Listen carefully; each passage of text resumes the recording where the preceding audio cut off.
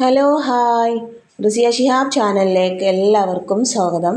അപ്പോൾ ഇന്ന് നമ്മളിവിടെ ഉണ്ടാക്കിയിട്ടുള്ളത് ഒരു മുട്ടയും ബാക്കി വന്ന ചോറും കൂടെ നല്ലൊരു ടേസ്റ്റി ആയിട്ടുള്ളൊരു പലഹാരം റെസിപ്പിയാണ്.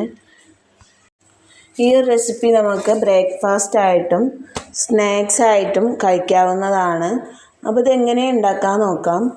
അതിനു മുമ്പ് ചാനൽ ആദ്യമായിട്ട് കാണുന്നവരാണെങ്കിൽ ഒന്ന് സബ്സ്ക്രൈബ് ചെയ്യണേ.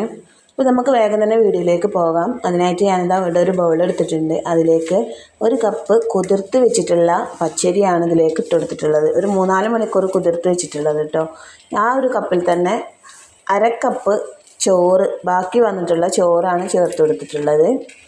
ഞാനതൊന്ന് മിക്സിയിലേക്ക് ഇട്ട് കൊടുക്കുന്നുണ്ട്. ഇത് നേരെ മിക്സിൻ്റെ ജാറിലേക്ക് ഇട്ട് കൊടുത്താലും മതിയാവും.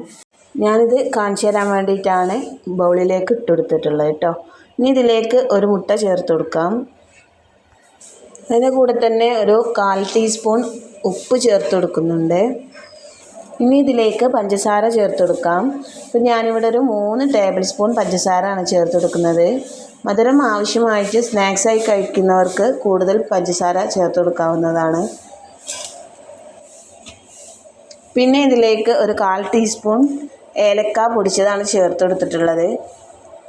ഏലക്ക ആണെങ്കിൽ ഒരു 3-4 ഏലക്ക ചേർത്ത് കൊടുത്താൽ മതിയാവും. പിന്നെ ഇതിലേക്ക് കുറച്ചൊന്ന് വെള്ളം ചേർത്ത് കൊടുത്തിട്ടുണ്ട്. കൂടുതലൊന്നും ആവണ്ട, ഒരു ലേശം വെള്ളം ചേർത്ത് കൊടുത്തിട്ട് നന്നായിട്ടൊന്ന് അടിച്ചെടുക്കാം. ഞാനിതാ ഇവിടെ നന്നായിട്ട് തന്നെ ഒന്ന് അടിച്ചെടുത്തിട്ടുണ്ട്. അതൊരു ബൗളിലേക്ക് മാറ്റാം.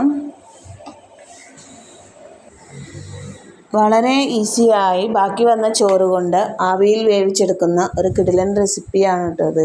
അപ്പോൾ എല്ലാവരും ഇതേപോലെ ഒന്ന് ട്രൈ ചെയ്ത് നോക്കാം. ഈ ഒരു തിക്നെസ്സിലാണ് ഞാനിത് എടുത്തിട്ടുള്ളത്. ഇനി ഇതിലേക്ക് നമുക്ക് റവ ചേർത്ത് കൊടുക്കാം. അപ്പോൾ ഒരു 2 ടേബിൾ സ്പൂൺ റവയാണ് കൂടെ ചേർത്ത് കൊടുക്കുന്നത്. അതിനുശേഷം ഇത് നന്നായിട്ടൊന്ന് മിക്സ് ചെയ്ത് കൊടുക്കാം.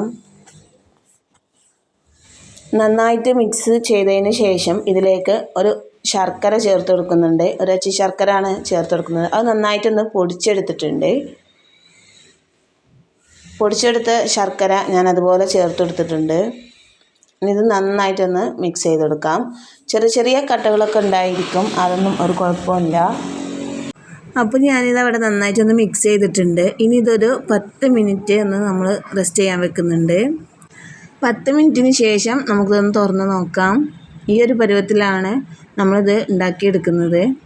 ഇതുണ്ടാക്കാനായിട്ട് ഞാൻ ഇഡ്ഡലി പാത്രമാണ് എടുത്തിട്ടുള്ളത്. അതിലേക്ക് കുറച്ച് വെള്ളം ഒഴിച്ചിട്ടുണ്ട്. നമ്മൾ ആവിയിൽ വേവിച്ചാണ് ഇത് എടുക്കുന്നത്.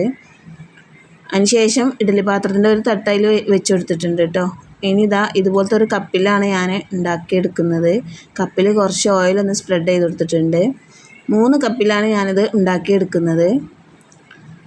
ഇനി നമ്മൾ ഉണ്ടാക്കി വെച്ചിട്ടുള്ള ബാറ്ററി അതിലേക്ക് ഒഴിച്ചു കൊടുക്കാം.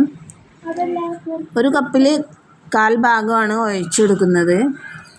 നമുക്ക് വേണമെങ്കിൽ ഇതിൽ ഒരു 1/4 ഭാഗമൊക്കെ ഒഴിച്ചു കൊടുക്കാം. ഞാൻ ചെറുതാക്കിയാണ് കേട്ടോ ഒഴിച്ചു കൊടുക്കുന്നത്.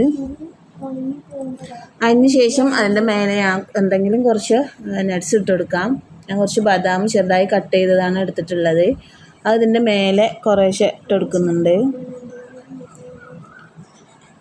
ബദാം തന്നെ വേണമെന്നൊന്നുമില്ല, ഏത് നട്ട്സ് ആയാലും കുഴപ്പമില്ല.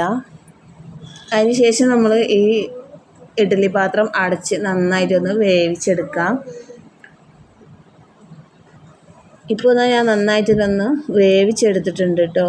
ഇനി ഇതിൻ്റെ സൈഡൊക്കെ ഒന്നിങ്ങനെ തട്ടിയതിന് ശേഷം നമുക്കിതൊരു പാത്രത്തിലേക്ക് മാറ്റാം. അപ്പോൾ അവിടെ ഒരു പാത്രം എടുത്തിട്ടുണ്ട്. അതിലേക്ക് ഇതൊന്ന് ഇട്ട് കൊടുക്കുന്നുണ്ട്. ഇതുപോലെ നല്ല സോഫ്റ്റി ആയിട്ടുള്ള നല്ലൊരു ടേസ്റ്റി ആയിട്ടുള്ളൊരു സ്നാക്സ് തയ്യാറാക്കാം കേട്ടോ. ഇത് കറി കൂട്ടിയൊക്കെ നമുക്ക് ബ്രേക്ക്ഫാസ്റ്റ് ആക്കിയും കഴിക്കാം. നല്ലൊരു ടേസ്റ്റാണ്. എല്ലാവരും ട്രൈ ചെയ്ത് നോക്കണം, ഫീഡ്ബാക്ക് അറിയിക്കണം. അപ്പോൾ ഇന്നത്തെ വീഡിയോ ഇത്രയേ ഉള്ളൂ. പുതിയൊരു വീഡിയോയുമായി നമുക്ക് വീണ്ടും കാണാം. അതുവരേക്കും ബൈ.